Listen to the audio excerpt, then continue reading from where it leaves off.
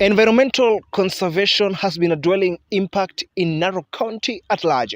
In the highs and lows of this county, we dwelt in the environmental conservation to know whether it's best or bad due to weatherwatic conditions. In Masamara University, we walk through the pavements, bringing you the entertaining environmental conservation with me, Julius Benjamin.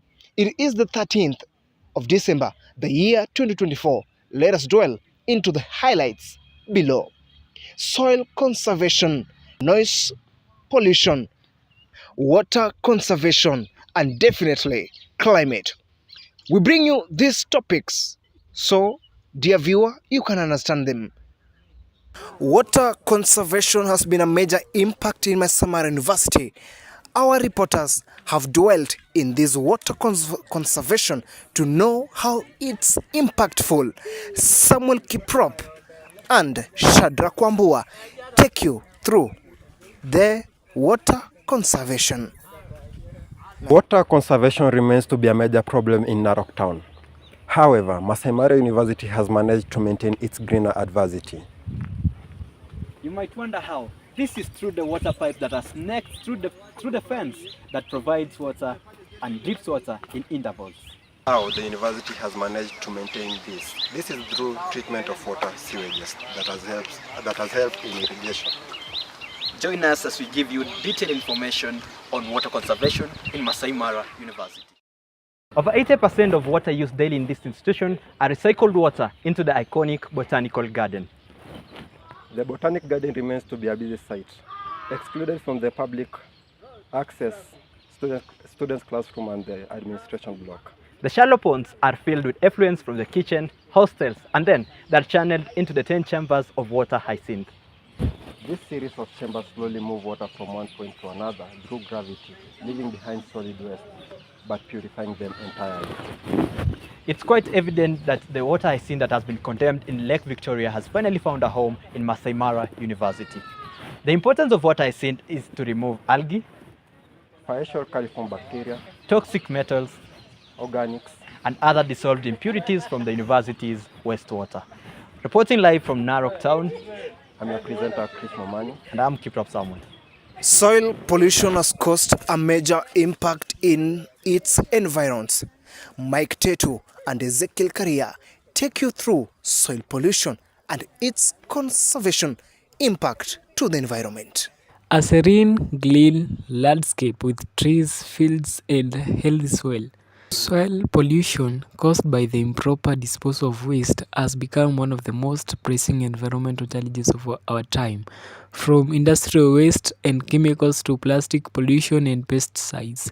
Harmful substances are contaminating the very ground beneath us. But how does this happen, and why does it matter? When waste is not properly managed, dangerous materials like plastic, metals, and chemicals seep into the soil. These contaminants can last for years, damaging the ecosystem and even entering our food supply. Polluted soil affects more than just the land. It contaminates crops, making them unsafe to eat, and can even poison water sources. This can lead to serious health issues, from digestive problems to cancers. Soil is the foundation of life on Earth, as it supports human beings, plants, and animals by providing nutrients, and also it's a home to various organisms. However, this resource is currently under threat. My name is Tetu Mike.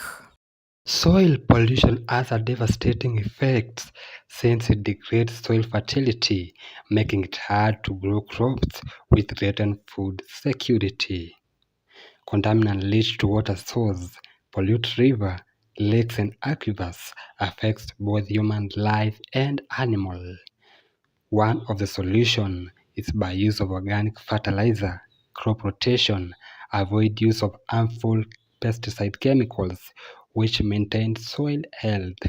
On the other hand, composting organic waste is a great way to enrich the soil naturally, returning essential nutrients while reducing landfill waste.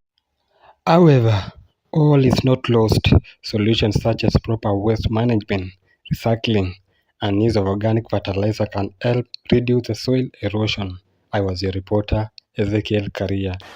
The climatic condition in Narok is quite unique and plays a significant role in farming. It is defined by a mix of highland and semi-arid conditions.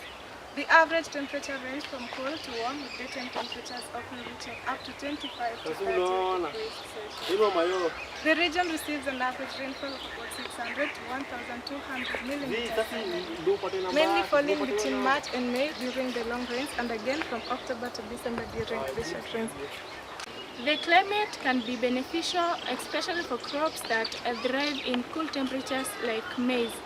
However, variability in rainfall can lead to challenges to farmers, especially during the dry spells. During the dry spells, farmers have to adopt methods of irrigation like drip irrigation, which is effective in water conservation. Reporting from Narok, my name is Sandra Bibire. Tree conservation has been a dwelling impact on the recent past years. This is a tree conservation talk where our reporters on ground, Shadrack Wambua and Eric Mwende, take you through the talk about tree conservation. Recent reports indicate that Narok County has launched an ambitious tree planting campaign with the goal of planting over 2 million trees this year. This initiative is part of the broader Green Kenya project, which aims to enhance ecological resilience and combat the effects of climate change. Local schools, community groups, and youth organizations are actively participating by organizing tree nurseries and mobilizing volunteers for planting activities. Despite the positive strides in reforestation, challenges such as land fragmentations and livestock grazing remains a concern. Conservationists are advocating for sustainable land use practices and the establishment of community-managed forests to ensure that trees planting efforts are not only effective in the short term, but also sustainable in the long run. Tree conservation remains a key factor among the residents of Narok County. Rising concerns over deforestation and climate change is affecting the Narok County. Government agencies and non-government agencies have been working together with the community residents of Narok County to conserve trees in the area. Trees are very important in the environment. Let us conserve our trees because they bring rainfall. It's also a dwelling place for many animals. My name is Shadrack Wambua.